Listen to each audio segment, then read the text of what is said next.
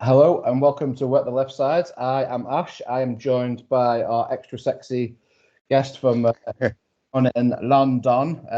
How's it going, dude? I'm well, man. How are you? Well, doing well, very much so.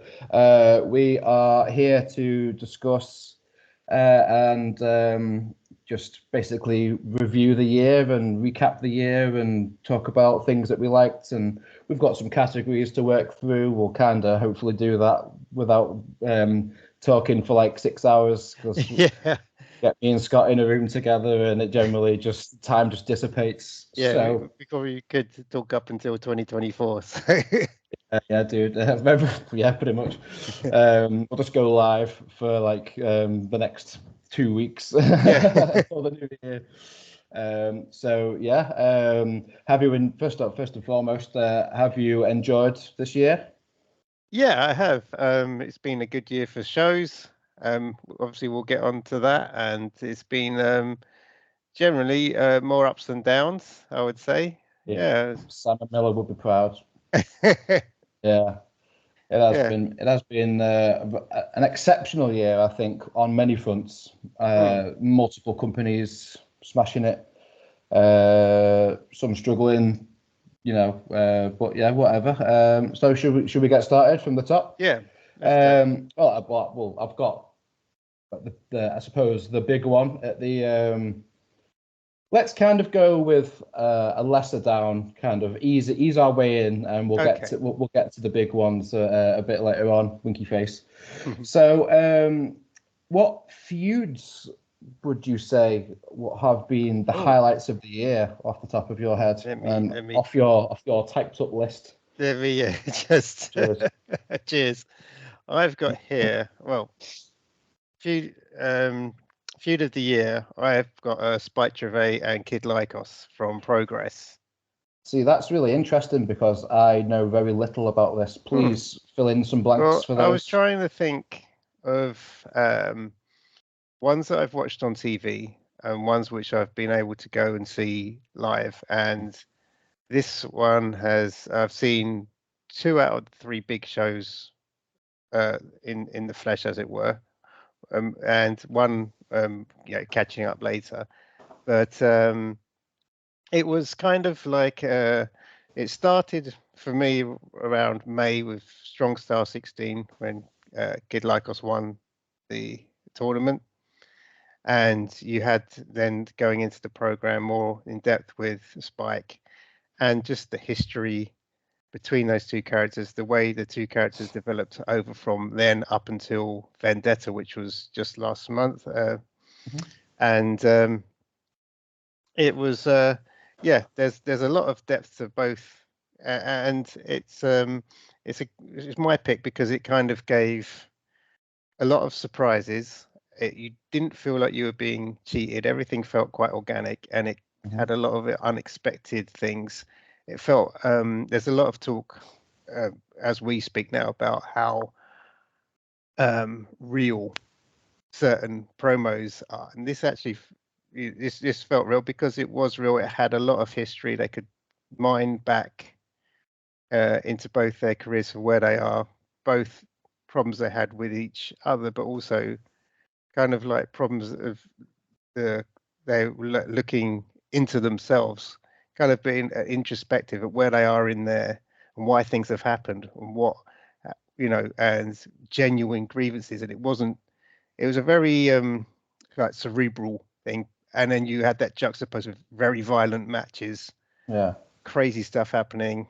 Some of the stuff at the ballroom that I've seen is kind of like shards of stuck into my brain of why that is my pick Mhm. for the feud. Yeah. Great like deathmatch stuff, elements of lucha libre in there with like the battle for the mask. I'd really advise, if people haven't seen it, and probably a lot of people have, but again, revisit it. It's one of those. It goes on over three or four big talking points in as like show wise, and it's and both guys did like an excellent job, and it's kind of it has a beginning, a middle, and an end, but it also has scope to you know have ramifications for progress. And it was for me a real kind of like turning point for you know, where Progress was maybe being dismissed a little, maybe last year, as kind of like treading water. And, you know, even in some of the promos, like Icos is saying, look, I was not giving it my all. Now I'm, you know, I'm here to win, to be up there with, you know, his peers, people he came up with like Chris Brooks and things like that. He was checking it in his speech after his last match, latest match rather. Yeah. And yeah, it's really quite interesting where both these guys will be going next. So yeah, thoroughly enjoyed that. I really like that you've gone with an independent feud, because, you know, it's just cool, and I like that we've got that kind of that view. You do have the very fortunate position of being London based, so you get to go to like 90% of the of the shows and stuff. So me being 1,000 miles away up north, don't have that. But that's I do enjoy that you've brought that one to the attention. So that's cool. Progress have a streaming service, is that correct? Yeah, they have a demand Progress, and again, great production value. If you can get, if you know, it's and also I'd say they get a shout out for this year for really having.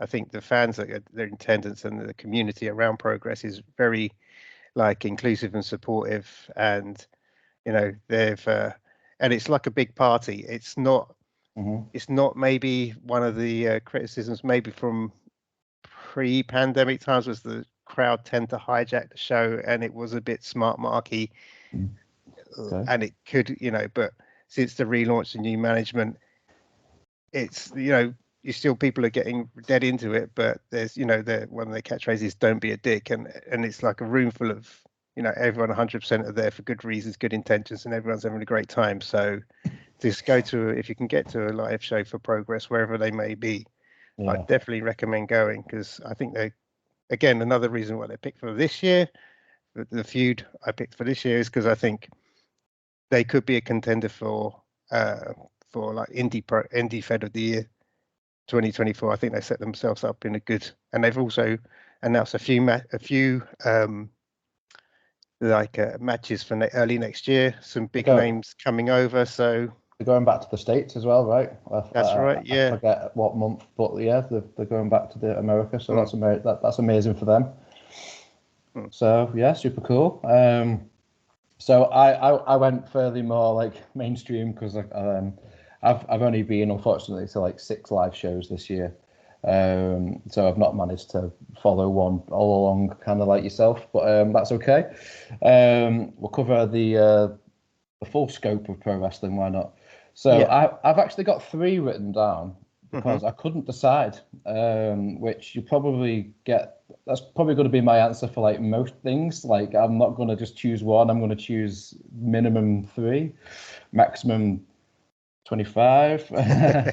So what I've got written down is Kenny Omega and Will Ospreay, just because the quality of the wrestlers individually, the quality of the promos back and forth, the quality of the 2 matches were just sensational. So you're hard to leave that out. Then I've gone for Hangman and Swerve, just because, just fucking wow. Like, big fan of Swerve, even before this like past year and a half or so. Like, when he was released from WWE, A, I was gobsmacked, and B, I was like, sign this guy, because he's fucking got his money. 100%, yeah. And we are just starting to see that now. And hell yeah, and the death matches really aren't my forte. But fucking wow, what a match. And the match before that at Wrestle Dream was amazing as well. And Hangman likewise pulled his weight throughout this feud. I do really enjoy, though, that Swerve's won both matches so far, and Hangman seems to be reinvigorated by the losses, which I'm down for. And then the third feud, I kind of wasn't sure where to go, but then I was like, I've not followed it weekly on Raw, but from the pay-per-view matches that I saw, I really enjoyed, and Seth Rollins and Shinsuke Nakamura. Yeah. Really enjoyed those matches. They work so well together. Nakamura is his character recently is really good. Yeah. So yeah, they're the three I went for. I've probably missed out some glaring choices, but I think that's my brain doesn't work very well these days. Like so, you know. I think as we're talking about this, we'll think, and what about? But it's a mark of how much quality there has been this year, and also with, like you mentioned, Nakamura, his program I'm looking forward to with Cody. See, like he recently misted Cody, and I was like, and they're having, I think, a bull rope match. I am not sure on that. I'll have to take your I word think for I that. read that today. I've already seen people saying this is a disgrace. It shouldn't happen. No, this is what happens with Cody. The only annoying thing about Nakamura is that he's just basically going to lose all these matches. Yeah. But he's so good that even in defeat, he looks amazing. Yeah. But yeah, it's nice to finally see like a character that's like getting over properly, because obviously he's over because he's like charismatic as they come. Yeah.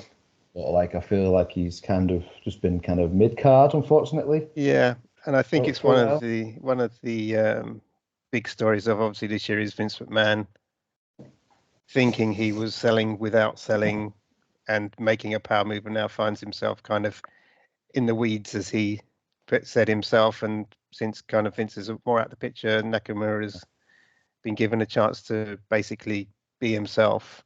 Yeah.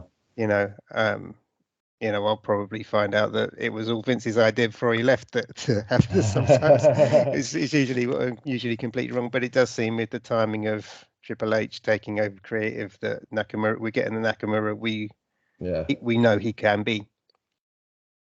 Yeah, absolutely, and more of this, please. So yeah, Definitely. That'll do. Should we move on to the next category? Let's try not to loiter on one for any length of time, because we've got a lot to get through. So tag team of the year.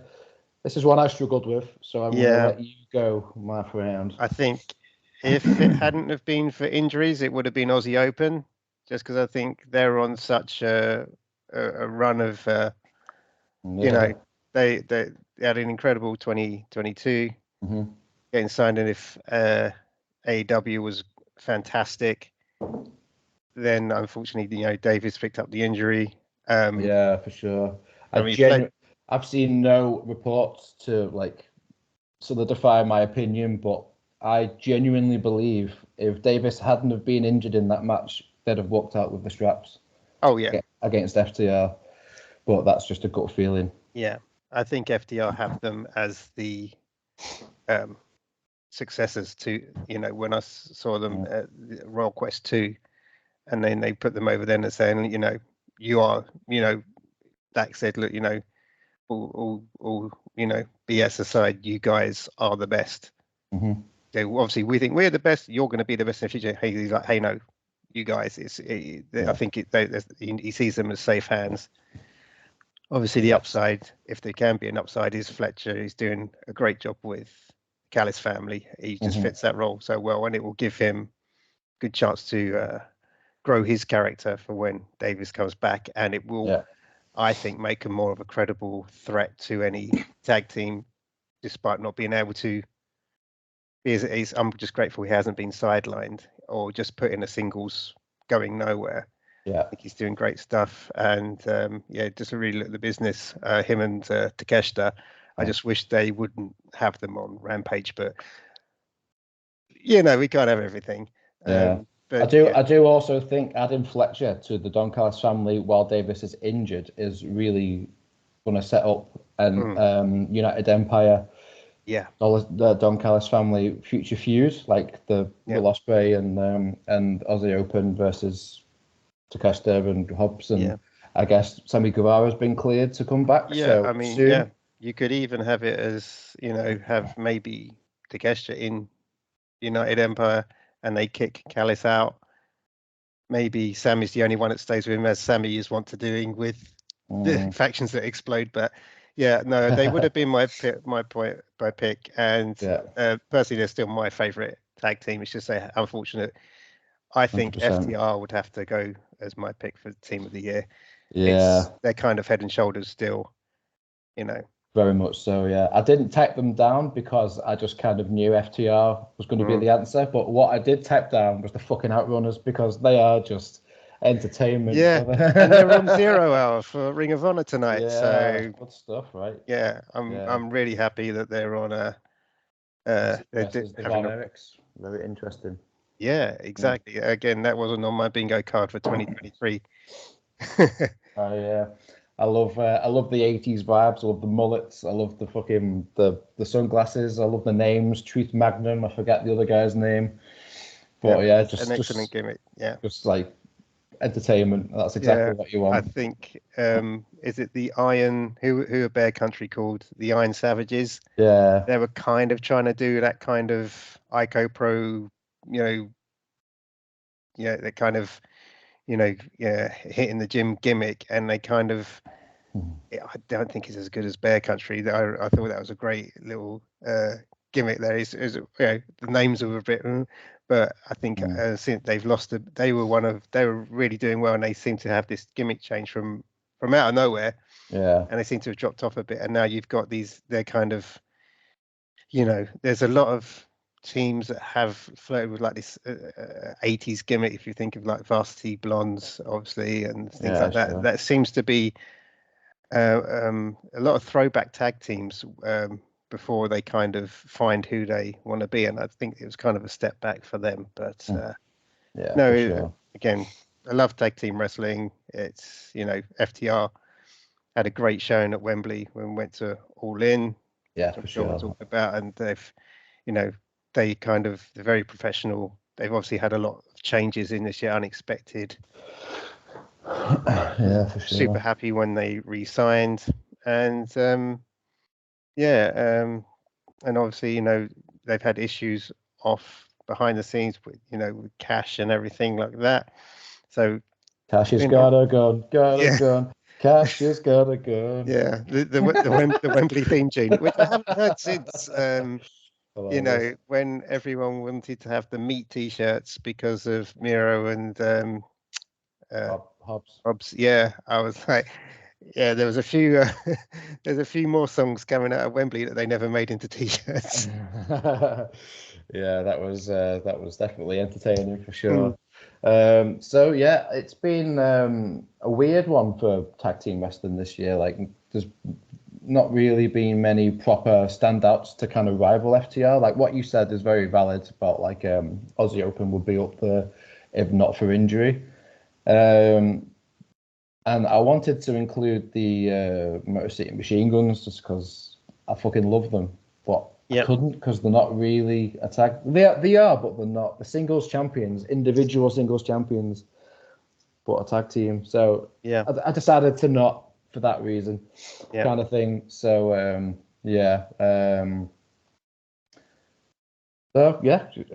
think looking forward to next year, it's really exciting to have Grizzled Young Veterans back firing on all cylinders. And I think soon to be. I think they're going to have a fantastic 2024 and be really interesting to see where they land as well. Because hell yeah, dude, seriously. Yeah. Impact.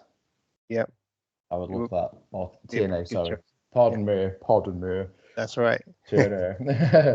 So moving swiftly on. Shall we go with we've already kind of alluded to it, so we might as well just cover it. It's Independent Promotion of the Year. I went with Rev Pro because it seems like they've been on an absolute tear, having stars from Japan and the States come over and having big feuds like Will Ospreay and Gabe Kidd. And having Ishii come over against Luke Jacobs and raising his stock. It's round 2 of that feud to tomorrow night. Is that correct? Yep. At Crystal Palace. Yep. So you're going to be there. Yep. Oh yes. So having never been to a Rev Pro show outright, but I did go to the New Japan Royal Quest show with your good self. And that was kind of like 40% a Rev Pro show, I guess.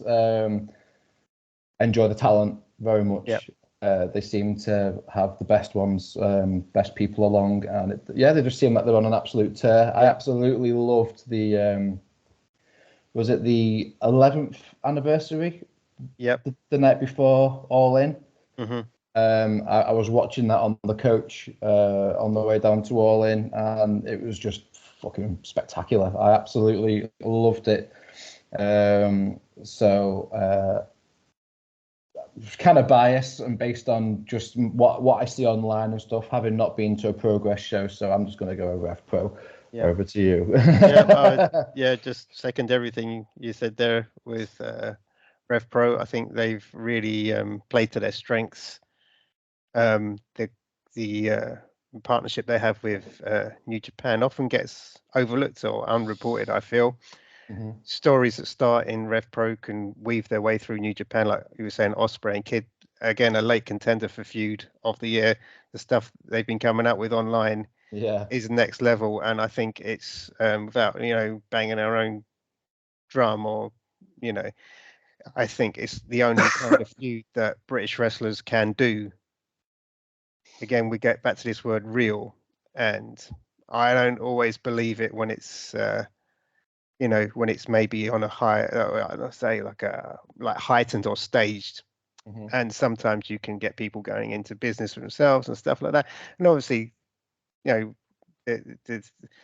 the element of having the professional working relationship, but I think we know how to swear, we know how to needle, we know how to dig at each other when we know it's all so if you've been watching Kid and Ospreay on their Instagram stories, for example, and they've just been digging each other out, and really I'm so hyped for the show tomorrow for this main event, and that's basically being done through social media. So again, you might not have the resources of the big dogs, but you can do a lot with your fan base. And I think same with Progress, really play to their strengths with the community, and I think it's been a great year for British wrestling. But I'm going to swerve and go for DDT for my. We're going with the hell yeah, dude, nice. Yeah, just because they always put a smile on my face. They always do something unexpected.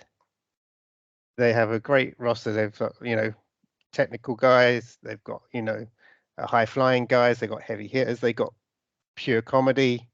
They'll put on something which is like a technical masterclass. You just don't know what you're going to get. And I think one day they'll be fighting in the ring, next they'll be on the bullet train. Yeah, I saw that. I think just as when you think when you think you've seen everything, I'm just trying to get to work, guys. Will you stop fucking suplexing on me, please?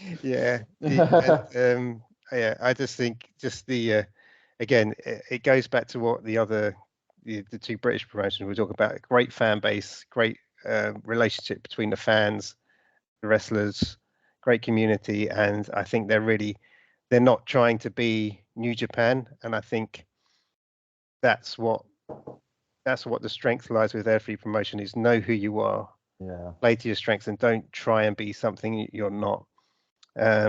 It's the fans will come to you, and basically if you want to be there, and if you don't have to be, but if you're going to be there, you can have a good time. Anyone that's interested in DDT, check out, you can, I think it's Wrestle Universe is the subscription channel you can get, and the pay-per-views have all been great this year. You've had like a myriad of matches, lots of different styles, and as long as you don't get upset by a bit of comedy, you're in safe hands. Rah, rah, rah, rah, rah, comedy, rest of the doll, rah, rah, rah, rah, rah. So I think some of the stuff I've seen this year, Jim Cornette would, he'd have, but again, I was watching some Mid-South, and he spent 5 minutes looking at a birthday cake on his old episode, Jim Cornette, before having his face shoved in it. And I think old Jim Cornette would have a lot of problems with what young Jim Cornette was doing. But, it's it pays the bills, doesn't it, to have an opinion. I really wish I had more time for Noah and DDT, because they do seem to be absolutely tearing it up. Yeah. But the only DDT match I believe I've seen all year was Jericho and Takeshita. Yeah, that was a great match. Just finding the time for like 4-hour shows all the time is it's hard, dude. So I'm having to cherry pick and select very carefully bits and pieces. I know I think there was a match in DDT, or it might have been in Noah a couple of weeks ago, where it was just like two guys that I'm not familiar with. They put on like a potential match of the year candidate. You probably know more than I. I wish I had the names to hand, because I'm just going to sound like a blithering, waffling fool right now. But I do need to. Anyway, I do need to like broaden my horizons. But again, time, work, the child, all that good stuff. Just anyway, life gets in the way of wrestling sometimes. Yeah, literally. I just want to go and like live in a shack somewhere, drink rum all day, watch wrestling all day. But then again, on the flip side, people that do tend to watch wrestling all day for a living tend to hate it. So yeah, that is very extremely valid. So maybe I watch enough wrestling. Maybe just maybe. Yeah. He says, having watched over like 100 wrestling pay-per-views throughout the year. So cool. Should we move on to the next category? So female wrestler of the year. Okay. I feel to me that there's one standout head and shoulders above the rest, but there's two that I'd like to mention. So I went with Rhea Ripley, just because she's a star. She stepped into the role of the Judgment Day. She's like the main attraction in a lot of sense, in a lot of ways. She hasn't had a lot of title defenses, I don't think, but that's not her fault, I guess. But just for like sheer star quality, I went for Rhea Ripley. Yeah. And then following her, Athena, because she's been ROH Women's Champion for like a full year now. And I went with Julia as well, because every match I've seen of Julia since her match with... She's not wrestled Mercedes yet, has she? Not yet, no. Not yet. That's like the big match that's spoken about. I saw her wrestle a little while ago.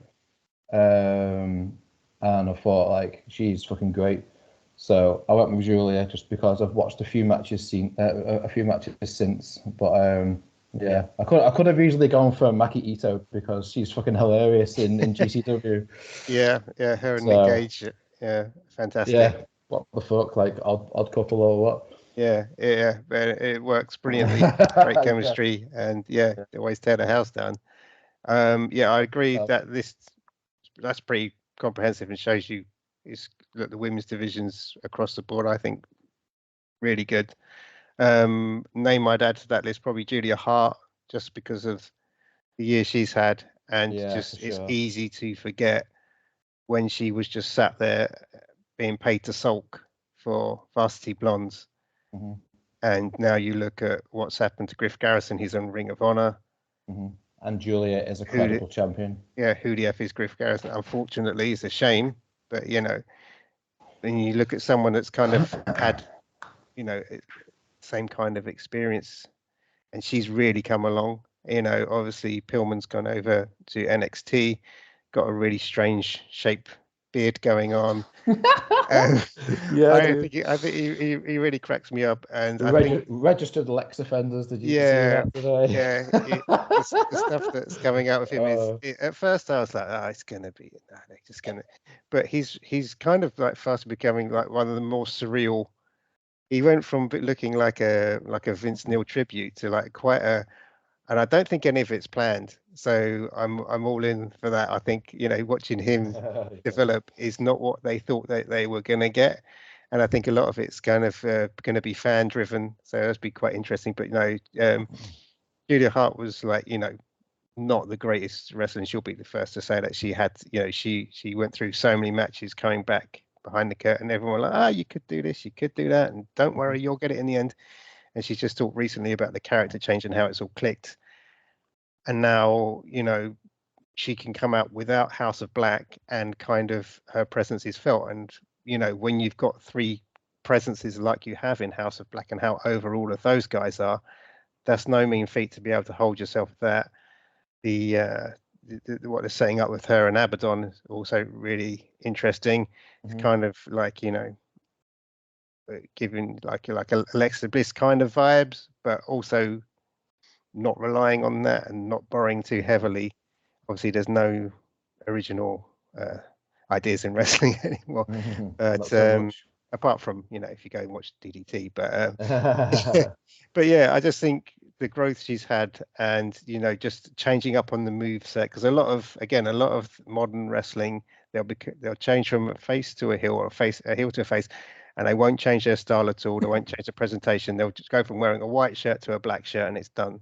But I think, just the aggression, having a submission move, the theme tune is, great. All of House of Black. I think they released there's an album in America of all the House of Black music. Is it really? Yeah, I think it's right, okay. The website's like Closed Casket or something. Yeah, Okay. I've probably got that wrong. But yeah, they've released and it's like, you forget how prolific they are with their presentation and their music. And but yeah, it's been and obviously there's a few that would be on the list that have been out, like Thunder Rosa and Jamie Hayter with injuries that would Huge misses in my opinion. Like yeah the AEW women's roster, I think directionless for a time is probably fair to say, but like thankfully for Sky Blue and Julia Hart and Chris Statlander really stepping up, and like saving the day. But I do honestly feel like when Jamie Hayter got injured, the whole plan for the women's division just it went into chaos. Yeah, and nobody really knew what to do. No. And she's been a huge miss. And apparently Thunder Rosa's been fit to return for months. Yeah. And still hasn't. So I don't know what's going on there. No. And of course we've not even mentioned Toni Storm yet, who's had a fantastic gimmick change, and she's hilarious. So, yeah. Yeah, for sure. So, and I think they were pinning a lot on Jamie Hayter being at All In, having a British champion at that time, and that really threw things up in the air. Obviously Serena Deeb's been out with some health problems, so she's been talking about that recently, how she's on the mend. So again, there's and Mercedes Moné is again with the broken foot. Where's she gonna land? There's a lot of, and in many ways it kind of gets overlooked when people are talking about the men's division and whatnot. But I think it's probably the one that's been derailed most with, and obviously Charlotte Flair getting injured recently. There seems to be a lot of injuries going on, a lot of they say last minute changes happening. But I think going forward into 2024, those guys will come back. Maybe some will go from they'll do like Jade, they'll swap from one to another. I think so far, Jade's probably going to debut at a pay-per-view next year. So again, it'll be really interesting seeing where people end up and where people, when they come back, what they do. And I think it's probably when we sit here in a year's time, there's going to be a lot of match of the year contenders, feuds, all based on the women's division. I really hope so. I really, really hope so. So hell yeah. Anybody else that you want to name drop, or shall we move swiftly on? Let's move on. If anything pops in. Go on, good stuff. So let's go with pay-per-view of the year. I'm gonna let you go first on this one, my man. Okay. I was umming and ahhing, and then I was like, well, I have to go with All In Wembley. It wasn't the Read my best. mind. It wasn't arguably the best, even in AEW pay-per-views this year. But just the fact that we could go, the fact that we never dreamed we'd see this level of show from this level of company Yeah. at Wembley, with step anywhere between 72 to 81,000 and 35, whatever we want to pick, a shitload of people, Yeah. enough that made it getting home a pain in the ass. So when people Yeah. say there was no one there, tell that to the people that were on the tube. But I digress. It was like really good atmosphere. Everyone, were great weather, really good matches from the opening with Punk and Samoa Joe. They really, put on a great match all the way to the end. The match with MJF and Adam Cole, he had 80,000 people on the edge of their seats reacting Legit. to everything. Yeah. And for a show on that scale, I've never been to any wrestling. Obviously Mania's out of the question. It's so expensive. Wrestle Kingdom's a weird time of the year and expensive and sells out. It's kind of like they bought it to us and they didn't disappoint. And there was a lot of worries leading up to it. Is it being booked right? Is it going to suffer because of All Out the week after? And I think time and time again this year, people have kind of been cool on the pay-per-views, and then when the pay-per-views happen, they put on pay-per-view of the year. If there's one thing you can guarantee from AEW, it's that the pay-per-views absolutely smash it out the park every single time. The TV might be cool or whatever, just but then the actual pay-per-views themselves are just always absolutely must see from a pro wrestling's point of view. I went with the exact same thing, all in, just everything you've just said. Being an introvert that doesn't like people most of the time, to actively wanting and enjoying being amongst 70 to 80,000 people, just looking around the stadium, just thinking to myself, holy shit, dude, this is unreal. Just literally feeling like you're a part of something special. Like the energy was palpable. Definitely. The card was great. There was no bad matches. No. There's too many to recall now because my mind's just a big blur. But like from top to bottom, it was great. Starting with Punk and Joe took me by surprise, and finishing with one of the most storied matches of the year with MJF and Cole was great as well. And it felt so special, and to be there was unreal. Yeah. And it's breaking my heart furthermore that like the seats me and my friend JB had floor seats for little over £200 this year. Next year the same seats are costing about 630. So I am not fucking happy, to be honest with you. I'm not paying that. So I'm really not certain that we're going next year, to be fair, because the ticket prices. I think that's right. A lot of I probably know like rough estimates, say like 10 different groups of people or friend groups or people that went last year that was sat around that stadium, and this year maybe 2 have gone for tickets, and and even they've held out. I think if we want to talk about the disappointments of this year, it was like the Fight pre-release sale was terrible. Ticketmaster continued to be complete assholes. If they're charging premium rate for restricted seating, and they didn't do it last year, I don't see why they have to do it again.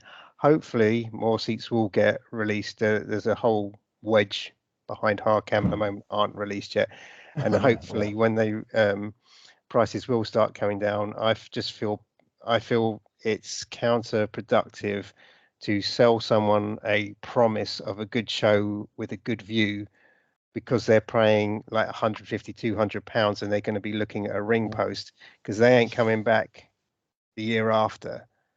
And I think you really need to be better and not, the meme that's flying around is Tony's becoming Vince. I don't think that's true, because when he was, because the argument up to there was like, he needs to be more like Vince and grow up hair, and now he's taking action. Well, I think there's a lot of factors. I think one of the factors this year is it's very close to the Taylor Swift concert the week before, which is putting prices up, and I don't think they're taking the screen down, but obviously that loses a lot of seats.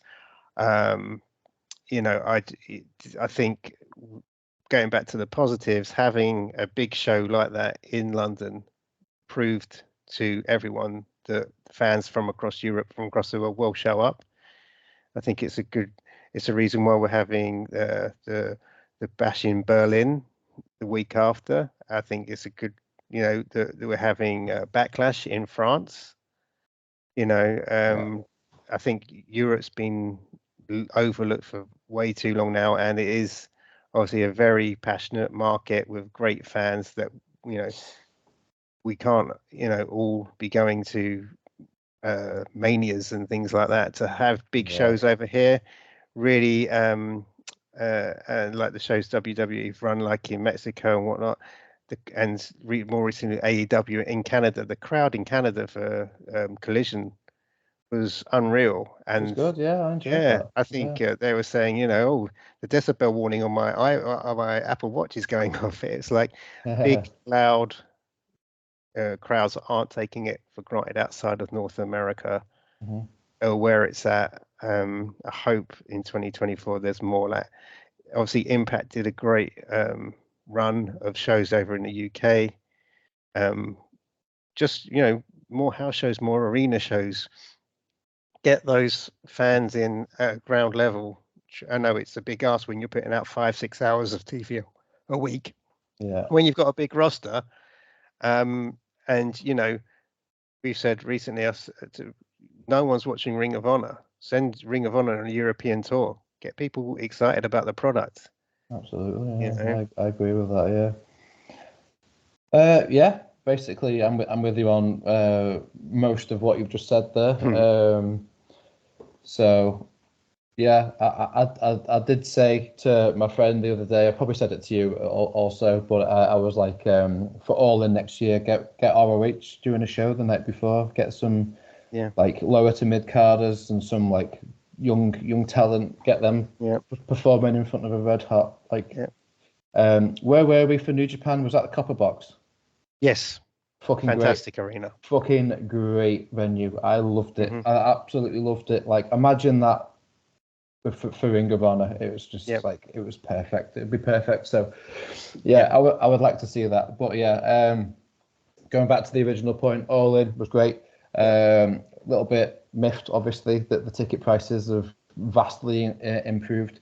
So yeah, I'm going to hold out on tickets just for now. We'll be there. We'll get there. We'll get there. Hopefully, dude. Hopefully. We're it's us and Tony, and I would say wait to see who blinks first, but he never blinks. So. I have an announcement. Why don't you have some tickets? I never blink. Bless him. Guys. He's built different, shall we say? So moving on from pay-per-view of the year, shall we go for promotion of the year? Okay. I went with Impact because, like, it's weird to say that I'm proud of a wrestling company that's worth millions of dollars and stuff, but like, I'm just really fucking proud of them for just doing what they're good at. Like, what you're going back to what you said earlier, just like not trying to be anything else but themselves. Putting on great TV. From what I gather, like I say, a cherry pick Impact. It's just the time and stuff. But I've watched every single pay-per-view so far this year. Bound for Glory and what's the other big one? Fuck's sake, it's just disappeared out of my mind.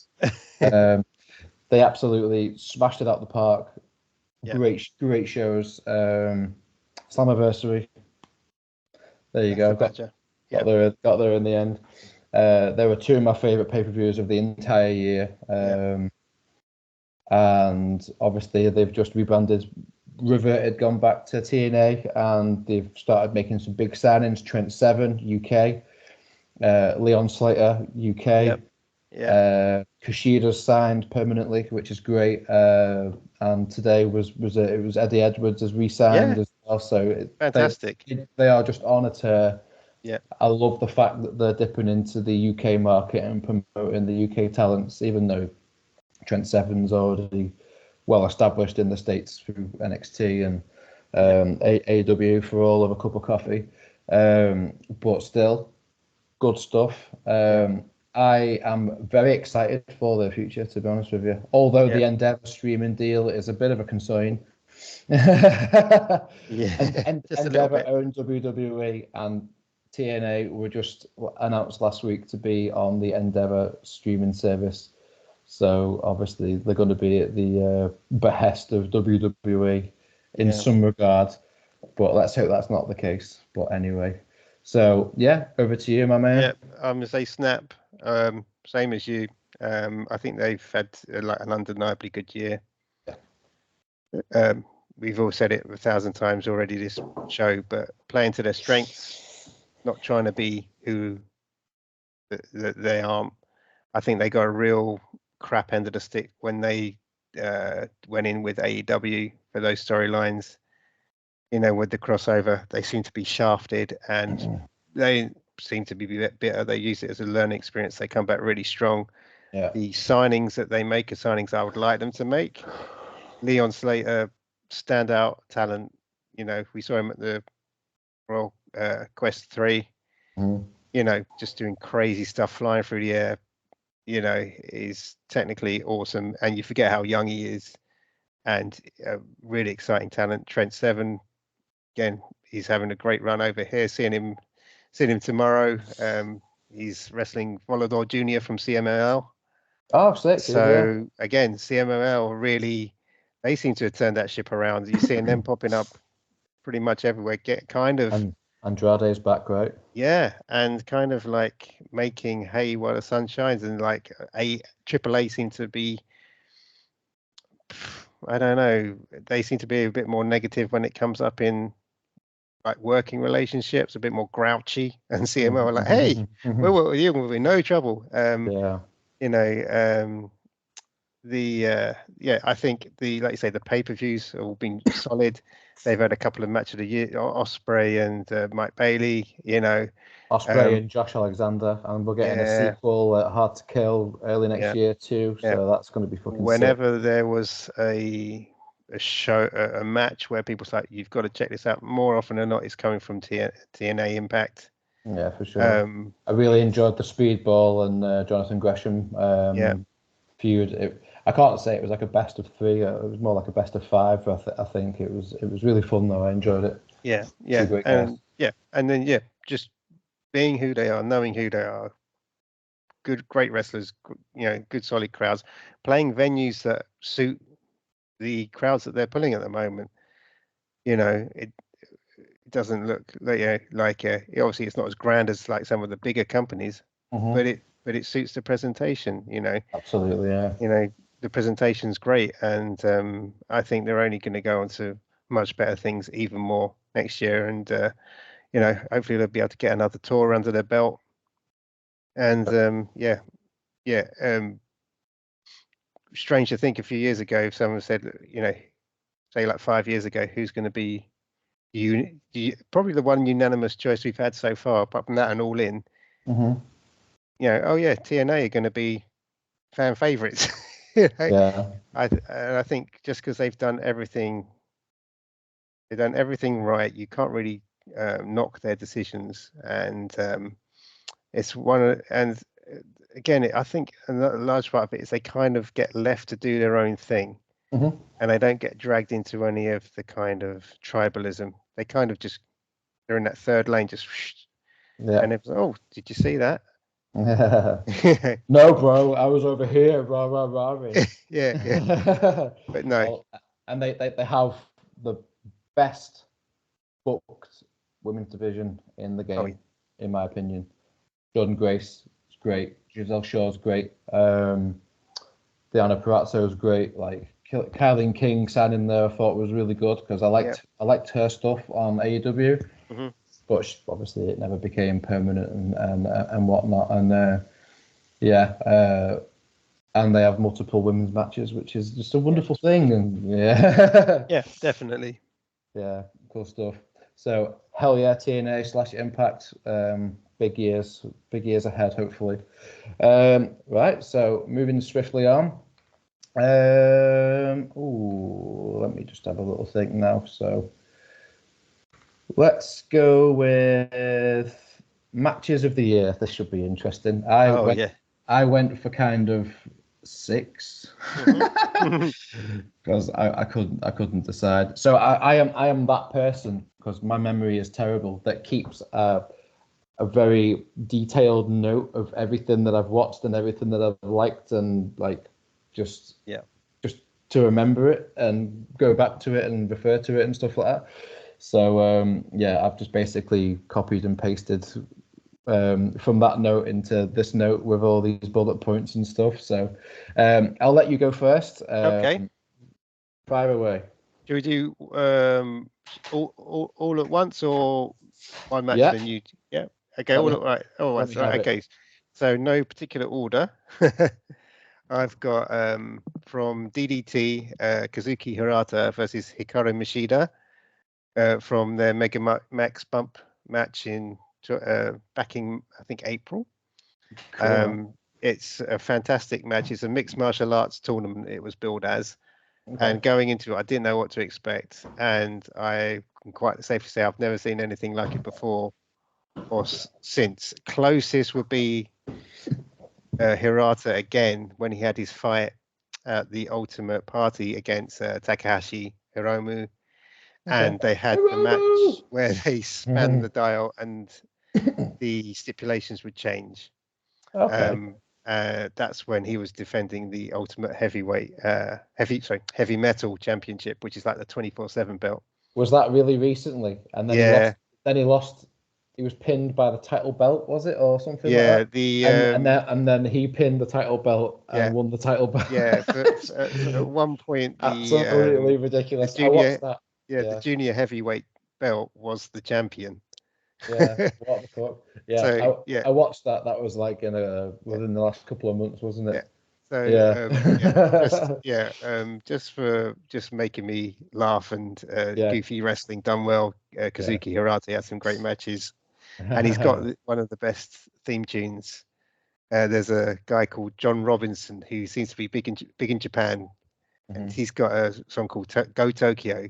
And if you like your wrestling theme tunes and you haven't heard that one, go check that one out. It's it really gets the crowd going. Okay, cool stuff. I've got MJF versus Danielson from Revolution. Again, likewise. That's one of those matches where you kind of wish you were there, but you kind of felt you were there. You really drew you in, couldn't take your eyes off the screen, and really delivered. And there weren't many people predicting how it was going to go that got it right. And for sure. It was really like the beginning of a great year for MJF. Yeah.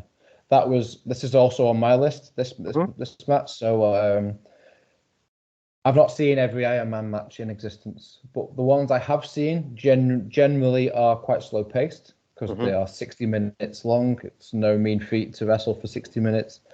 So they pace everything out with like bursts of action and stuff like that. But this match just didn't stop. No.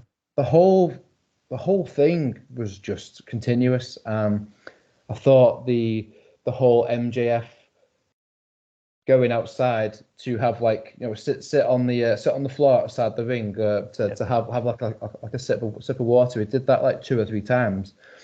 All that was adding in to the fact that he was going to hit Danielson in the face from that very same position. Was it a fire extinguisher or something like that? Yeah. So it smashed him in the face from the same position. Yeah. So like he was basically foreshadowing, and I just thought that was so fucking intelligent. Just having like the referee kind of he's having another drink. 1, 2, 3, match is over. What's just happened? Blah blah blah blah blah. But it was just marvelous from both guys. Loved it. Great match. Yep. And Next I have Luke Jacobs versus Ishii Ooh, from nice. the Rev Pro show, the Anniversary. anniversary. Insane, Fuck yeah, dude. What a match. insane. Yeah, Loved it. and great showing for both those guys. It's rematch tomorrow. So nice that they did it twice. So nice. It's a shame that Eddie Kingston was taken out of fighting Luke Jacobs at Progress and the Long Halloween, because I think again that would have been another great showing. Jacobs is a very versatile guy. He's if you go and watch him live, if people don't like him at the beginning or don't know him at the beginning, by the end of the match he's earned their respect every time. Yeah. He's awesome, dude. Yeah, I'm looking forward to when he turns up in New Japan, because he's got it written all over him. just about to say, if you want someone that's that Kings Road style, heavy hitting, the real deal. Chop your tits off. Yeah, I really see that I think he's going to have to go there. I think it's a kind of like inevitable. It's such a good fit, and he'll do so well over there. And these matches he's having over here with the Japanese talent shows he can work those start matches and get match of the year candidates. It's really good. A match you mentioned earlier, Hangman versus Strickland from Full Gear, the death match. I couldn't believe it. Vampire special. Yeah. Amazing, dude. I sat there watching that in complete disbelief. Like, yeah, did that just happen? Yeah, bro. yeah. So good. Yeah, it's probably the best death match. Like you were saying about the Iron Man match, death matches can run the risk of you see someone getting hit with like a barbed wire bat or something, and then you're like, whoa, and then there's nowhere to go from that. There's nowhere to build from that. Another match to shout out was the Spike Trivet Kid Lycos match they had at Vendetta. Again, the build and the storytelling. If you can tell a story of, and Hangman and Strickland did it so well with the staples in the face, stapling the picture to the face, the child's picture, and you've got more than just I'm gonna f you up. There's real vengeance and bloodlust in those matches, and like you said, I could not believe what I was seeing. And just when you thought you'd seen it all, boom, something else, boom, something else, and Swerve winning, I was like, wow, yeah, great. Yeah, I went into that match fully expecting Hangman to get his win back, but when Swerve won again, I was literally like punching the air because I'm that sad. But I love it. I absolutely love it. Like, he needed that win, and like we said earlier, Hangman's got this fire under his arse again, which is great stuff. I saw someone recently say Hangman now has got that kind of Hitman energy when Hitman disassociated himself from the Heart Foundation and became more of a solo and like had the chip on his shoulder and that kind of drive, like I'm like a lone gun kind of thing. And I think Hangman's kind of got that edge to him now that he sometimes loses when he's in the elite. Yeah, absolutely good stuff. Have you got any more matches? Last one was Ospreay versus Zack Sabre Jr. and there's a whole multitude of Will Ospreay matches I could have picked from the Omega matches, the Speedball match, but this was the Royal Quest 3 match, and that was like you've gone from like we've had comedy matches on the list, death matches on the list. This was like a love letter to technical British wrestling, which completely enthralling, a real wrestling geek kind of wow, that's impressive.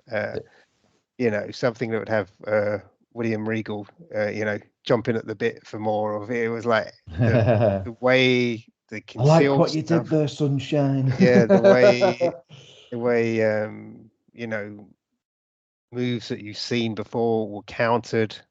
The way it was like this incredible dance between these two guys that know each other so well, Yeah. at the top of their game, putting on, maybe, like as Osprey said at the end, that might be the last time they wrestle. It hopefully won't be. I doubt it will be. Yeah. But yeah, it's that thing where two people are just giving it their all, like there's no tomorrow. And my match of the year. That's also on my list. It was spectacular. Like, I Mm. don't think I blinked for 25 minutes. It was just incredible. Like, Yep. honestly, absolutely spectacular. So, yeah, cool. Should we do mine now? Let's go. I'll skip over the two that you've already mentioned because we've already kind of discussed them. So I'll kind of work my way up. So Will Ospreay, it's just literally come to my mind now. It's not written down here, but Will Ospreay versus Robbie X at the promotion that shall not be named. If you catch my drift, Yeah. From like January this year was fucking amazing. Like it felt like a star-making match for Robbie X, and it felt big being able to watch it. Great performance from both guys, and it felt like it was like a week removed or 2 weeks removed from the Wrestle Kingdom match. So it felt really special to be watching Will Ospreay fresh off one of the biggest matches ever, I guess, or whatever. So yeah, that's literally just come to my mind now. But yeah, like you say, Will Ospreay, you could literally just do a top 10 Will Ospreay match list, and it would just be fantastic because his match versus the two Kenny matches, which are on my list, both spectacular. The Shingo Takagi match at the Rev Pro 11th anniversary, the Yota Tsuji match from a couple of months ago, the Shota Umino match from a couple of months, maybe like a month ago.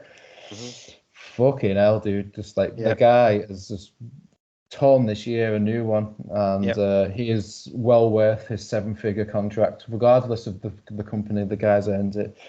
But anyway, moving on from that. So FTR versus Bullet Club Gold from Collision, the hour-long tag team title match. I couldn't believe it was an hour long. It was it on free TV. Fantastic. Absolutely the best tag team match I've seen all year, I think. But it had everything, like the drama, heel antics, the super FTR, just fucking brilliant. And it was on free TV, which is just wild. But and then we've already mentioned the Ospreay and Zack Sabre Jr. So I'm going to mention Tomohiro Ishii versus Shingo Takagi, also from Royal Quest, because holy shit. Yeah.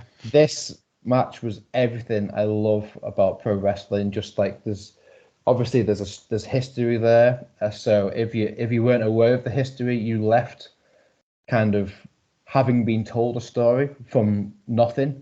Yeah. And it was just two guys beating the absolute piss out of each other.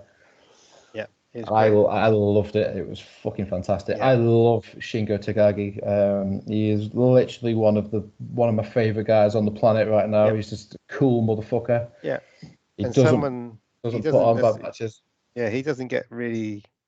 No, it doesn't really get talked about much, and like people wanting him to go to their promotion as others, which is, it baffles me. He's almost like a Neely man, but he's probably one of the best workers today. Yeah, And he's so cool with it, so good with everything. Like the fact that he's been on, two of the shows that we've seen, and he's had match of the year contenders, just shows you everything, doesn't it? Yeah, excellent. Guy's so good. And I'm just trying to think of anyone else that's kind of worth a mention while we're on the subject. But I think like with Ishii as well, and the storytelling that those guys do in New Japan and Raw Quest 3, just when you had like Shooter and Ren Narita, which is just blown up and stuff, and just like, I don't know if it's sour grapes, but when QT Marshall was saying that New Japan don't tell stories, talking out of his ass. Yeah, in my opinion. Yeah, it's crazy that they have the best in-ring storytelling of they've been doing it for so long. It's it's Mhm. so subtle. It's there, and other times it's blatantly obvious what's going on. It's something for everyone to enjoy, and I'd rather watch. Oh, that guy, he's gone and he's tried that move 100 times against this guy, and this time he's pulled it off. It pays off. I'd rather put the effort in and watch that and learn from that than watch another second of QTV, which I don't think we're going to get any more of. And love him or hate him. What a shame. Yeah, love him or hate him, CM Punk was right that Hobbs was completely wasted in that, and it was like one of those, what the hell are they doing? And if reports are to believe, it was Punk that said, "You're wasting Hobbs," and they really were in QTV. It made no sense. No, yeah, it was annoying. That annoyed me. Yeah, and I think it seems that like QT and his mob are on the way out. Don't get me wrong, I like QT. He's funny in small doses, and he's a good wrestler, and he's a good hand, and obviously he was valued backstage as part of the original day one. But to say, like you said, to say New Japan can't tell stories, you're talking out your backside, mate. 100%, completely and utterly 100%. Another match I've just had a look at now that I think is worth a mention is Kenny Omega versus Vikingo from Dynamite. Great. That was just like it was so much fun. Yeah. And people that weren't aware of Vikingo and how ridiculously talented that guy is, are now aware. And yeah, fantastic. Yeah, and it's not a match per se, but I think one of my highlights for this year was Eddie Kingston in the G1. Just that whole Ishii. Yeah, they destroyed each other. Yeah. Seeing Eddie in Japan, meeting his heroes, living his dreams, and coming, having a great showing, and now being a double champion. It's after so many years of being invested in the Eddie Kingston character, the story, what he does for the business, and now seeing him, and the story that they're telling at the moment in the Continental Classic is kind of probably the most intriguing. Where's it going to go? Where we stand at the moment, he's still in the game, but just barely. And the match he had against Claudio on Collision was really good. Intense stuff, really good stuff. So yeah. My guess with the Continental Classic is that Jay White and Eddie Kingston get to the final, and then Jay White gets his win back over Eddie, after Eddie having exiled Jay White from New Japan. Yep. We'll see. And if Jay takes everything that Eddie worked for, wow, that's a whole new legacy of storytelling there, isn't it?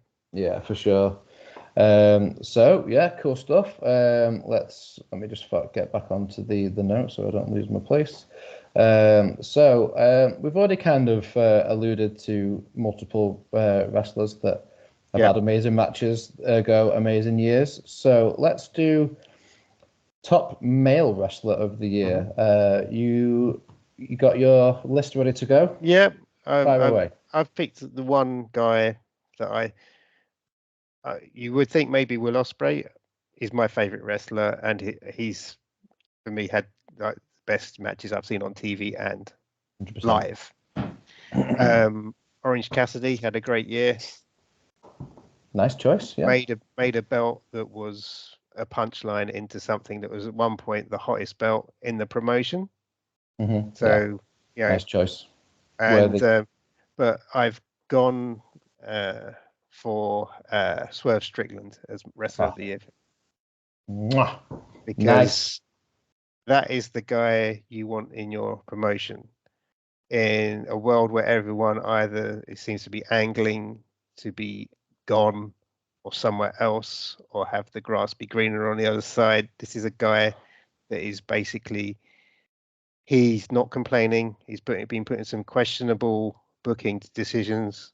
They haven't always booked him as well as they could have, but he's always had impeccable matches, fantastic, skill set, move set. He's always, positive. He seems to want to be where he is. He seems to have a good relationship with the people that he works with. Always puts on great promos, great angles. I mean, you kind of, if we saw him at All In the casket match, and you kind of forget that up until a few days before, AR Fox was his partner, and he went in with, Luchasaurus Christian, didn't miss a beat. Yeah. You never hear him complaining. He's always, very passionate about, the business and himself, and, promoting what he does to the best and to the highest that he can. And he's, obviously crazy over with the fans, the relationship with Prince Nana.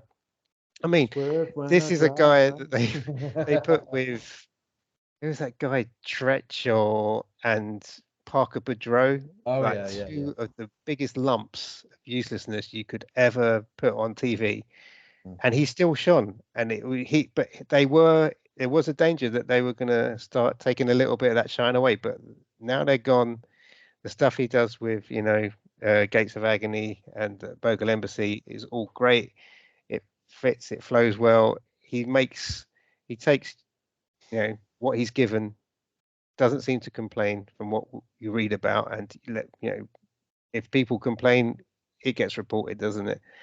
And I think he's the guy that should be the next champion in AEW. I think can't go wrong. I genuinely think that. So at the time of recording, World's End still 2 weeks away. I genuinely think that we're going to have a big MJF Devil Showdown reveal thing go down. Samoa Joe is going to walk out AEW World Champion, and then Joe's going to be champ for a few months, and then Swerve is going to beat Joe to be the champion because Swerve just needs to be world champion. Like, he deserves it. This character's great, the run's great, the matches are great. Like, there's a real sense of like, here he is kind of thing when his music hits. Like, he is the guy to see. So yeah, completely with you on that one. Have you got anything else you'd like to add? They were. I mean, going just like the people that we've talked about throughout the list. I think they've all, would make a good solid top 10, top 20. Yeah. Kenny's had a good year when he's been allowed to. There's Luke Jacobs, Leon Slater's. There's a lot of, from top to bottom. Everyone's been really firing on all cylinders, and I think one of the good things about having an alternative to, and rather than a monopoly in any profession or any sports, is that I don't think we would be having it as good with UK wrestling were there not options where people could go to. I think when NXT UK closed its doors, it was a glorious day because people can wrestle again. They, I think we had the discussion not too long ago that, people that chose to go to NXT UK, kind of, not everyone, and obviously that you've got some, very notable exceptions that have done very well, but kind of got lost in the shuffle, for want of a better phrase that sometimes gets thrown around. And the people that kind of believed in themselves and invested in themselves are now seeing incredible things happening with their careers. The guys that went and got released, I mean, have gone on to great things.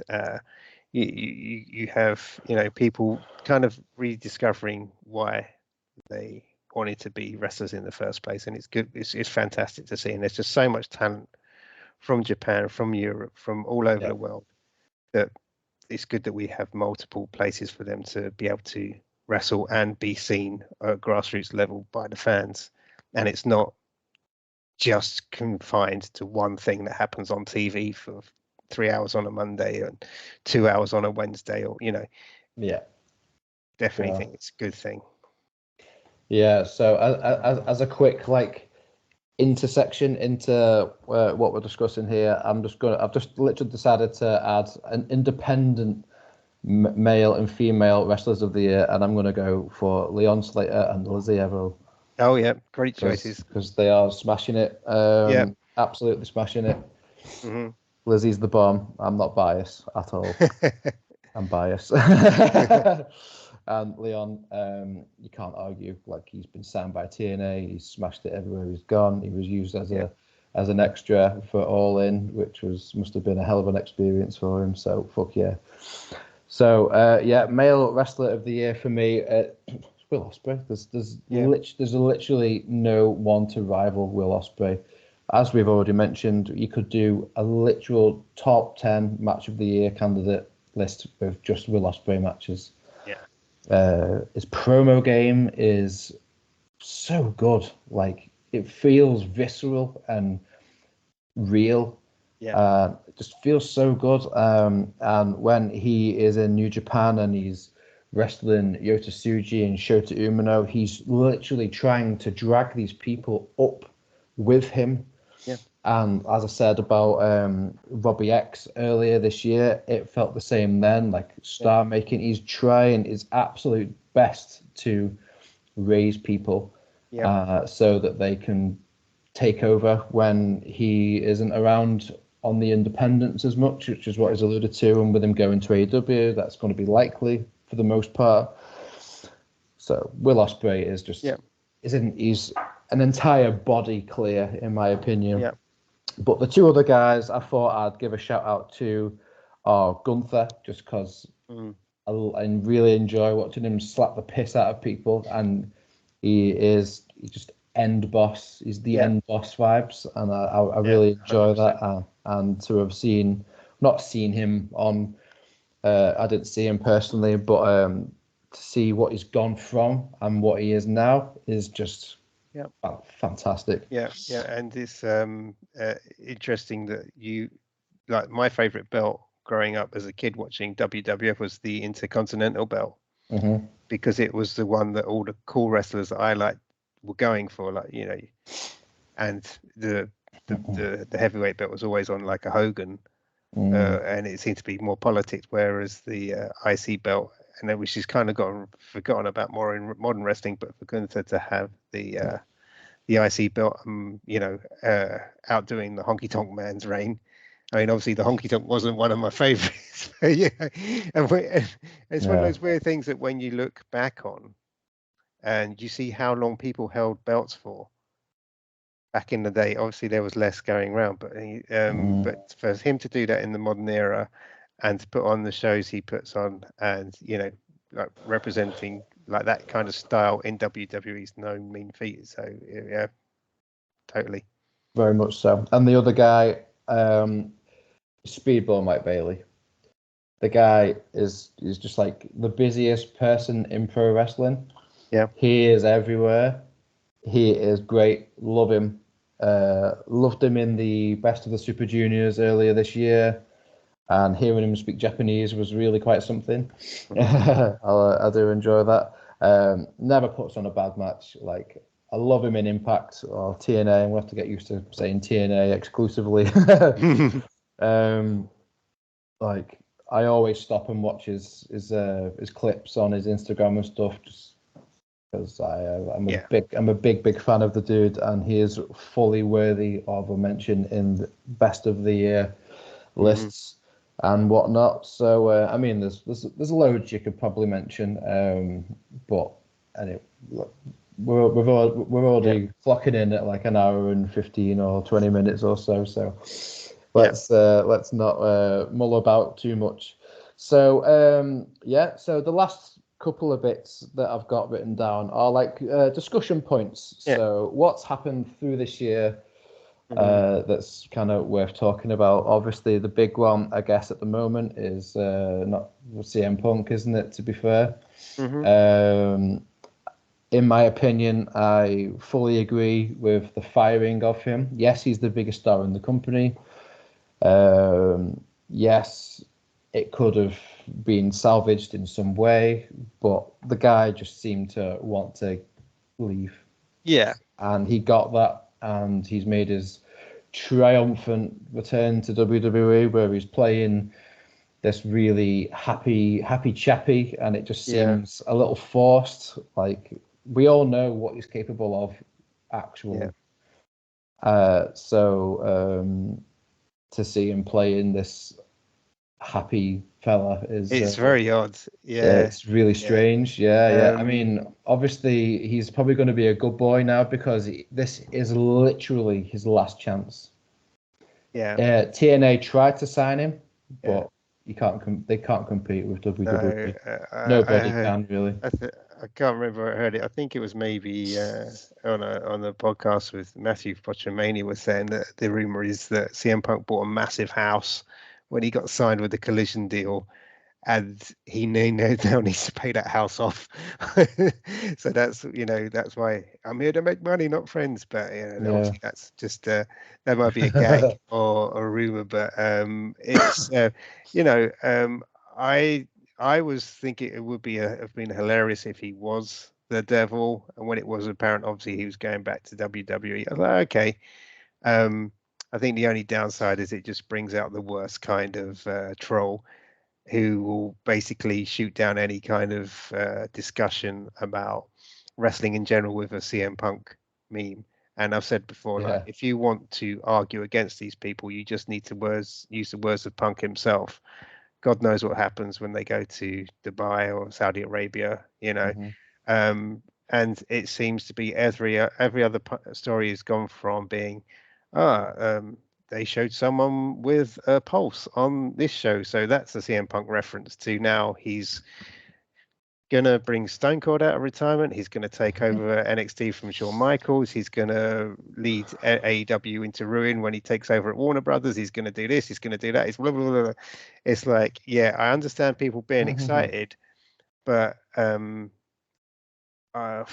don't know, if it was a promotion, say like New Japan, and someone had left New Japan, which is a company I'm a big fan of, and they did nothing but shit on it for 10 years, and they came back, I wouldn't be cheering for them. I'd be like, okay, yeah, especially when you're voice of the voiceless, and now you seem to be kind of cozying up to the guys, and again, it's a blurring, and the thing is, he's just being disingenuous as a character. So what? So his gimmick is he's a massive hypocrite. That's probably just the person that he is. Yeah, I just think try not to have too much of an opinion on it until we see him wrestle and see who he wrestles and see what matches he has and judge it on that. I think when he was in Collision, he seemed to be protecting himself by putting himself in tag matches a lot, and whether that's because he's lost confidence since the injuries that he sustained in AEW, I don't know. But but then again, saying that, All In had a fantastic match against Joe. It's really odd. Again, fascinating character. Always, lots to talk about. But at the end of the day, sometimes a dickhead's just a dickhead, aren't they? So yes, I agree, very much so. Yeah. So moving on. I guess 1PW were worth a mention just because of how disappointing it was to me personally. You being in London, your spot for choice, but me being all the way north of the wall. Hi, Kat. Yeah. Having a promotion that was having Osprey and people from the States coming over and stuff, it felt fucking great to have one so local. But we all should know how it went. Not cool happenings, and it doesn't exist anymore. So yeah, majorly disappointing. Just thought that was probably worth a mention as discussion points. Yeah. And the other one, I guess we talk about it almost every time we interact on Instagram, which is like a daily occurrence now, which I enjoy. and it's just basically the internet wrestling community, which I guess we fall into. Yeah. But we are not miserable. Not yet, at least. We are Not not we no. are not miserable people that just want to make other people miserable Yeah.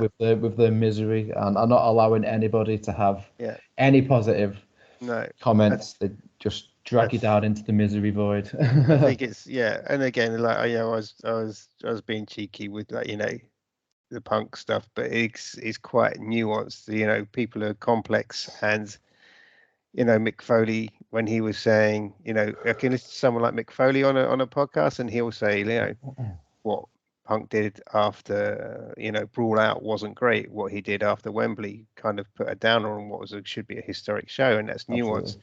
And then you'll get then I saw, like, people like Road Dogg, who were completely, and Booker T really hated Punk when he was at AEW. Now they're singing the praises of Triple H being a genius. I think when the leaders are acting in such a disingenuous way, then for the fans to just, and are they really, if you're a fan of something, I would say it means you enjoy it, you like it. If it really bothers you that much, then don't watch it. Find a new hobby. Exactly. Why involve yourself in things that you Yeah. don't enjoy? Go and find No. something that you do and be positive about those Yeah. things. Yeah. Just It's like strange, I right? don't Really go strange. onto the forums of Strictly Come Dancing and say, "Why are you watching this? This is rubbish. It's all Yeah. predetermined nonsense." I let people enjoy what they want to enjoy. I understand when it's not for me. There, to consume something on a weekly basis for all your. I mean, I stopped watching wrestling for about 20 years at one point because I'm that old. Yeah. Maybe a bit less, maybe 15 years, but I've always kept a toe in it. But, like, after, like, the Attitude Era, and when it went to Ruthless Aggression, it kind of lost me a bit, and then I went more into, like, watching the Japanese kind of stuff, Mhm. not as frequently because the matches aren't as frequent, and then getting back in when, like, AEW launched, and and through that watching you know matches from Impact, and things like that.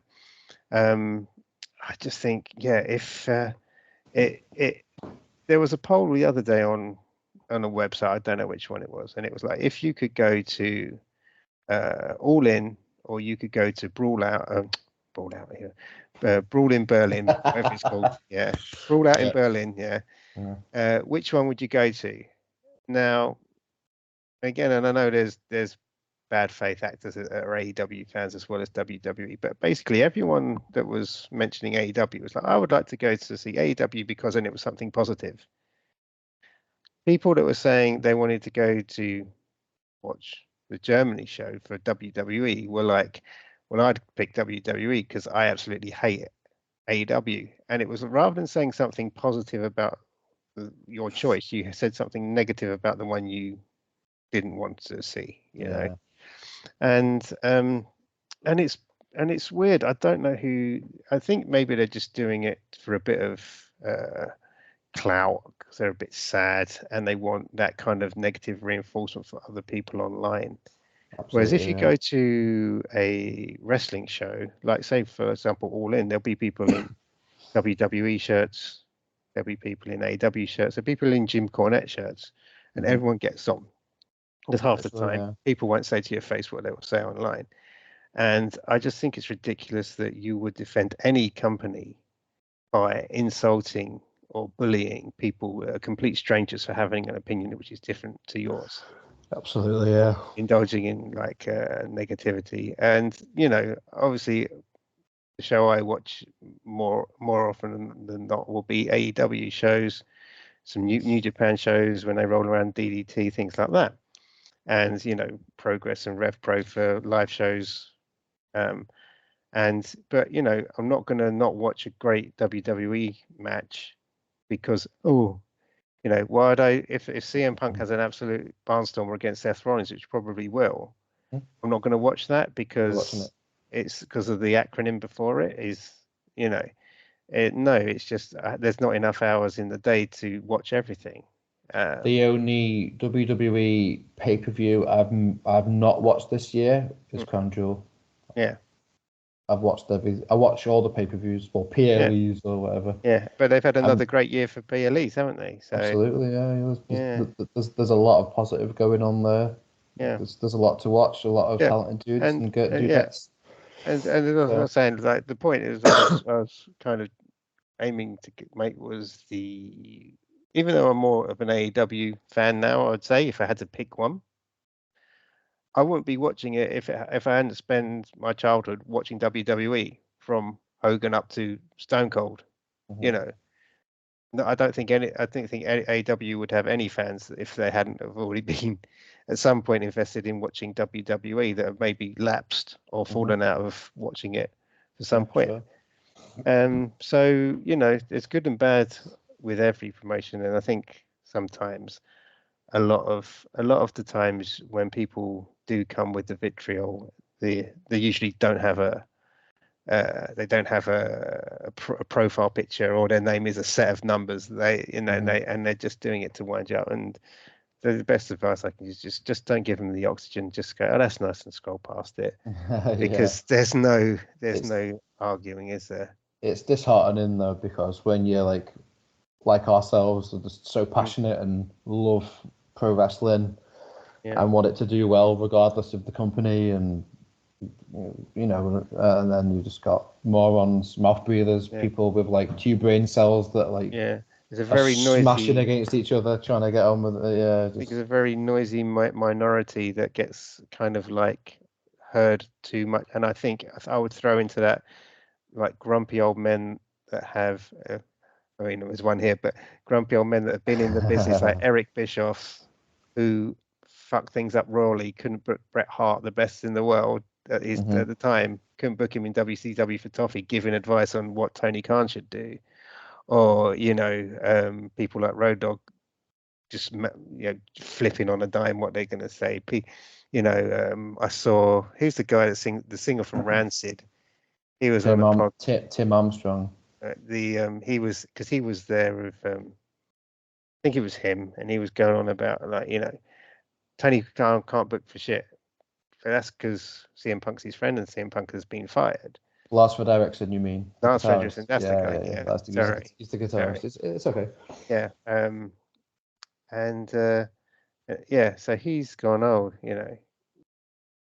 Tony Khan can't book for Toffee. But I remember last time I saw him, he was hugging Ruby Soho, and he was in the front row, and they were playing their song at Dynamite. So I just think people that take money from a company and then turn around and say, well, actually, it's a load of crap. Okay, Mhm. so you seem to be all right taking the money. Yeah, And, people, man. yeah. Yeah. So, I find a lot of the people that are like kind of former employees of WWE and stuff, like it's quite easy, it's quite plausible for them to have basically just been paid and told to just slag off this other yeah, company any chance you get, please. yeah, Belittle them at every corner. yeah. So it's not outside the realms of possibility, because No, WWE are historically quite a petty company. yeah, Even though they are like a ginormous juggernaut, yeah, they still have that side to them. Like the superiority complex is strong with them. yeah. And But I guess they've earned that. I guess. yeah, yeah. I Yeah. mean, I was going to say that all these people that like kind of like I'm not a particular fan of listening to, they've all earned their right to say it. They've all given, you know, to the industry. But yeah, I don't see why people take Eric Bischoff seriously, but they don't take Vince Russo seriously. I don't think you should take Vince Russo seriously, but I put those two as basically peas in the pod, two sides of the same coin. Yeah. I just think when you have getting back to the IWC, you have people that basically parrot these people that are basically making money out of basically trying to get things back to a strange monopoly for Yeah. their own self-interest. They're not being honest. And if you're like Lance Fredrickson and you always thought AEW was shit, then just say it. Hmm. But I just think, yeah, there's a lot of fickle.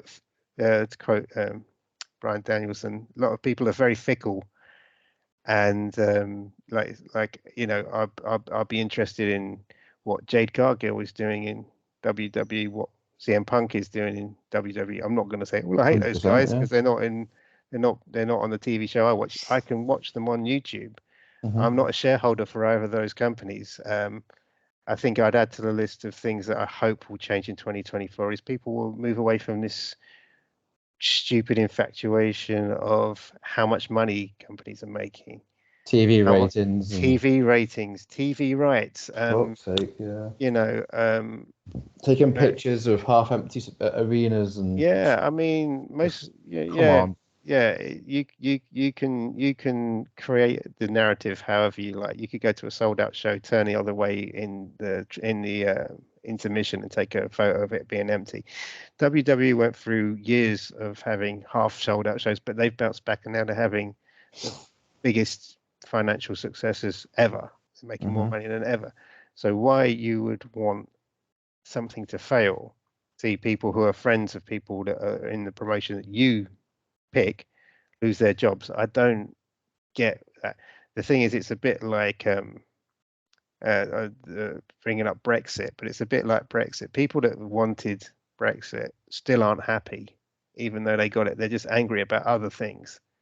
So work on Shouting at clouds. yourself, and if you're miserable, just put the bloody phone down. Stop talking about wrestling, what you hate about it, and go and touch the grass, as a wise man recently said.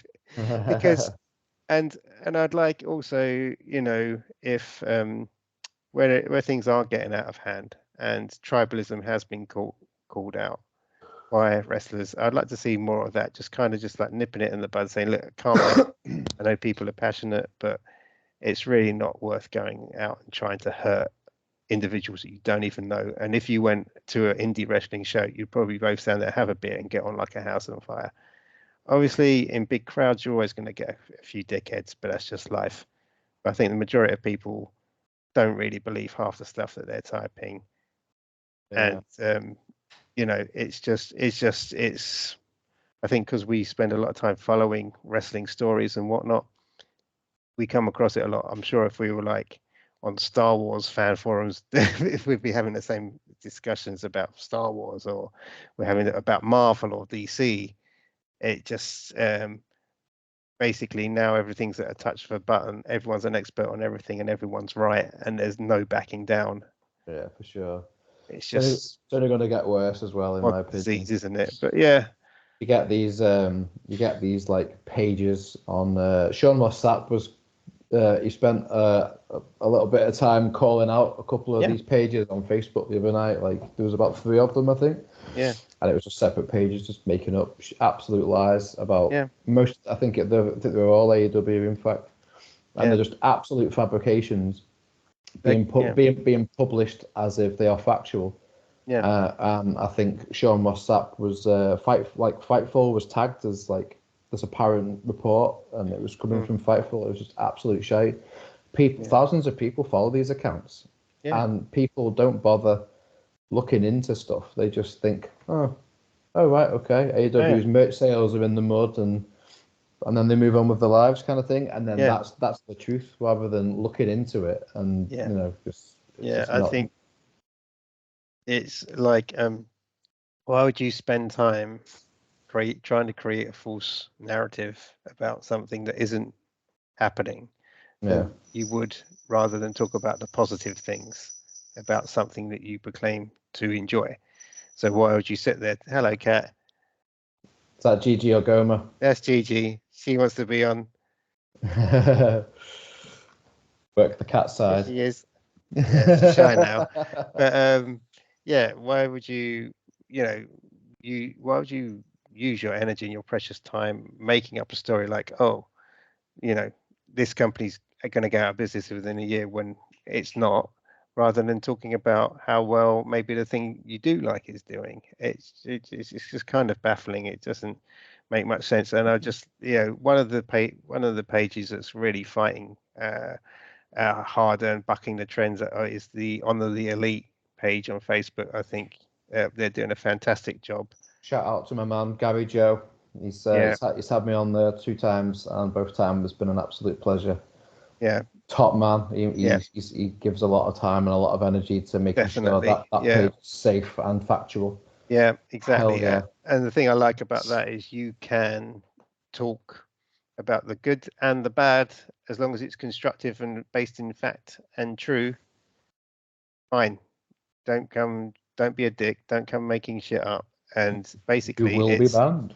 Yeah, and it's a fan page for the fans, and it's and he's I took part in his little his best of the year poll, and the numbers he was getting back on that were just incredible, and it was just really nice to see that level of engagement, that level of positivity, and a place where and to see Fightful giving him a shout out, people in AEW taking it on. He's worked so hard, and he's one of, I would say, one of the success stories of 2023 in wrestling, and more power to that. And yeah, you agree, don't you? I really love that you've just given Gary Joe his flowers there, because he is a top guy. Spoken to him a few times, as well as being on his show, like I've mentioned, and he's just loves pro wrestling. Yeah, and hates what it is on the internet, and great stuff. I'll be sure to forward this to him when it drops and stuff. And awesome, really cool, top guy. Well done, Gary Joe. Carry on your hard work, dude. Much love, much respect.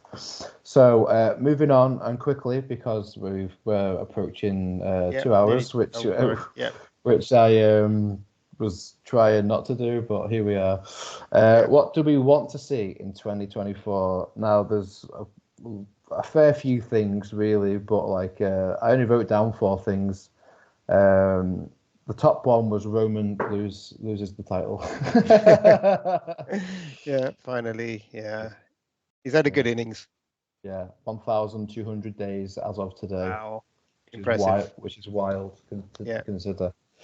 And then the other things are more AEW, ROH kind of based. So AEW to steady the ship, maybe, just maybe, book smaller arenas and start selling out or making it look more sold out. Yep. There's a fly trying to get in on the camera. Fuck you, fly. Where have you come from? Just to give the perception a bit more positive, you know what I mean? Because I'm sick of the constant barrage of negative stuff coming out regarding the land of All Elite, and it's just sad, because I love it. I'm a day one fan. I've never missed a show. I've never missed a pay-per-view. I wake up at stupid times to watch stuff. I'm a loon, and I really want it to do well. Yeah. So steady the ship. Maybe smaller arenas. Maybe Tony Khan hire some more of a creative team, and him maybe hand the ROH reins officially properly over to other people, so he's got less on his plate. I don't want to see ROH on AEW anymore. I'm happy with some crossover. I don't want to see ROH titles on AEW TV. I'm happy with people like the Righteous, treating it like the developmental or whatever. And then the Righteous coming up to the main roster, that's cool. Ethan Page has gone the other way and tore it up. I'm looking forward to seeing his match on Final Battle tomorrow morning. Because I'm a big fan of Ethan Page, and he just seems to have lost his way a little bit. So good stuff. And mostly, I want to see the women's division get real stability. I want to see Athena be on AEW TV permanently, which I guess could happen. Billy Starks could beat Athena tonight, and Athena goes up to AEW and adds another real threat, formidable person to that list. And with like returning Jamie Hayter in like February, apparently, I have no idea what's happening with Britt Baker. Apparently, she's healthy, but she's not being booked. Thunder Rosa coming back.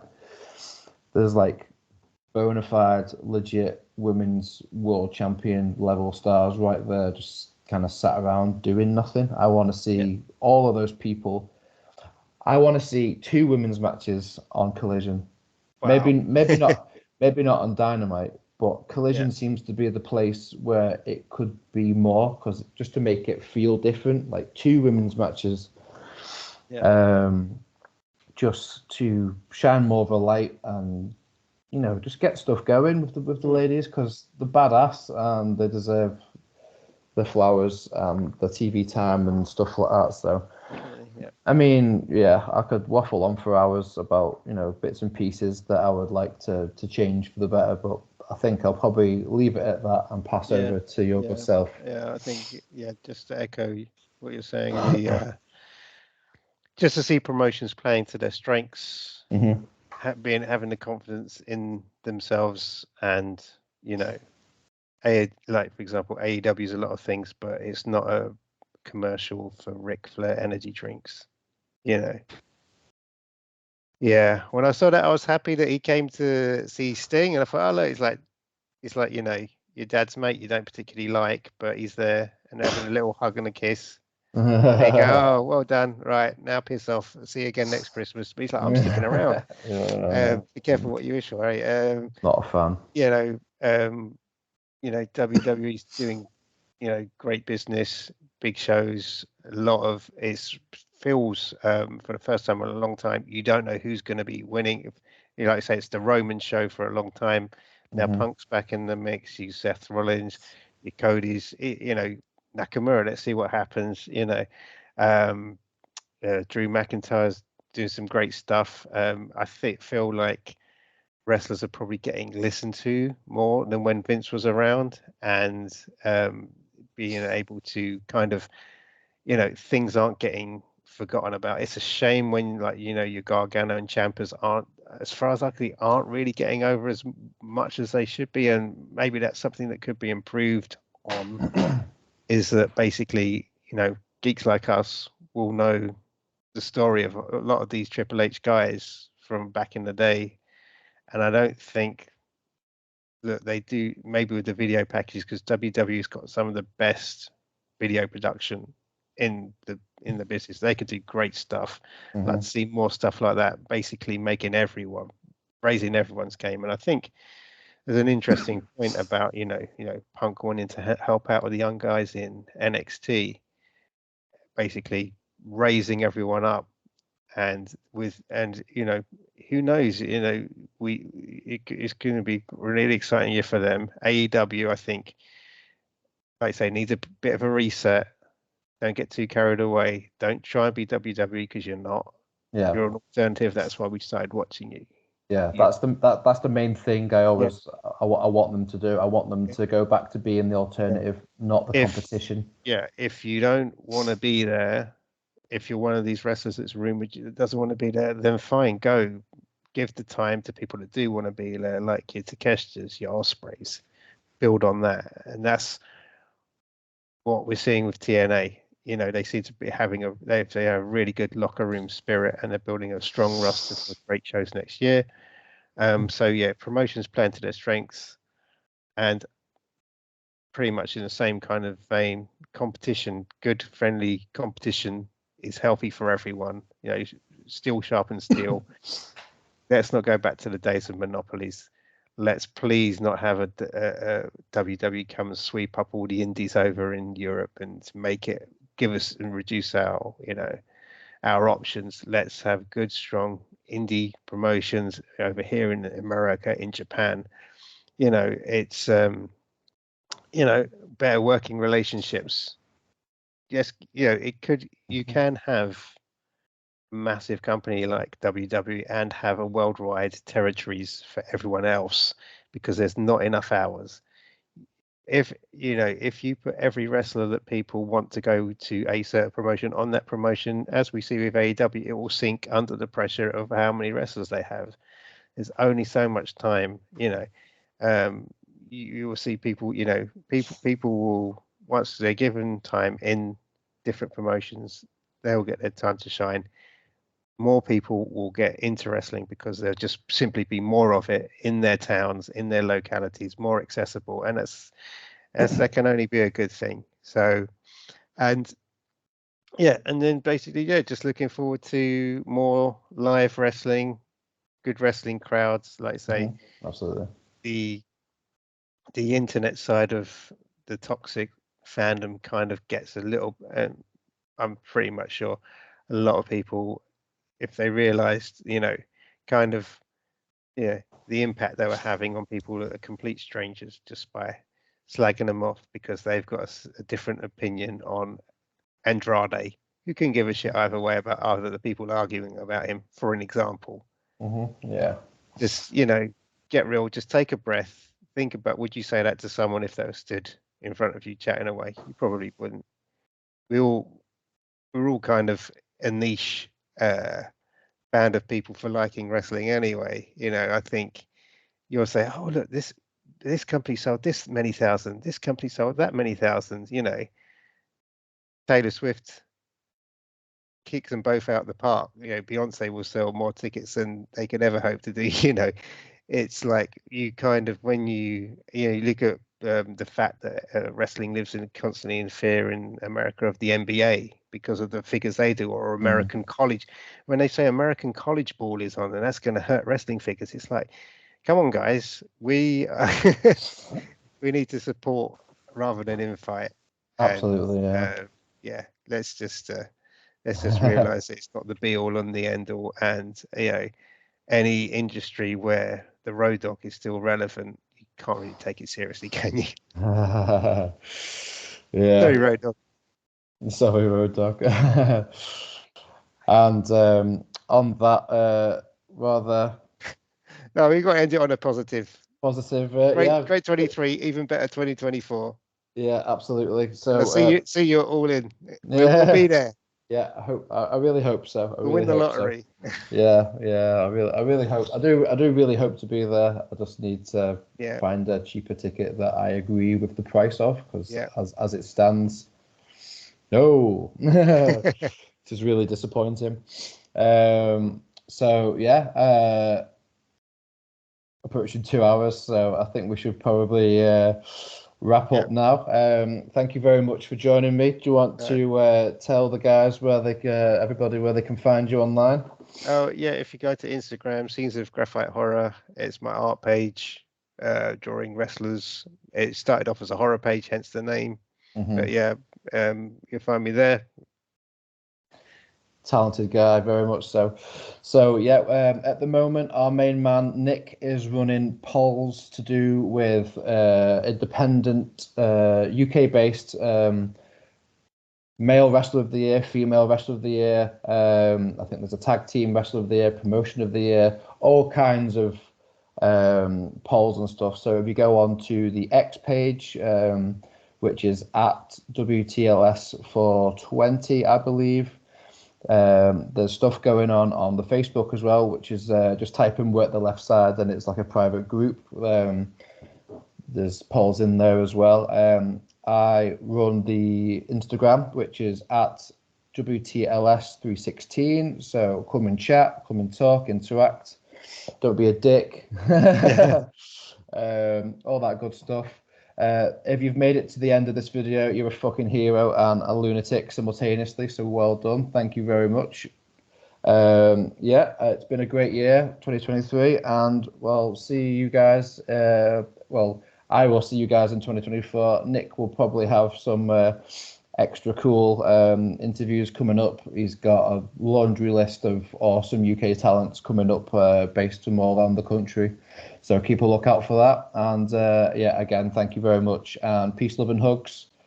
Toodaloo.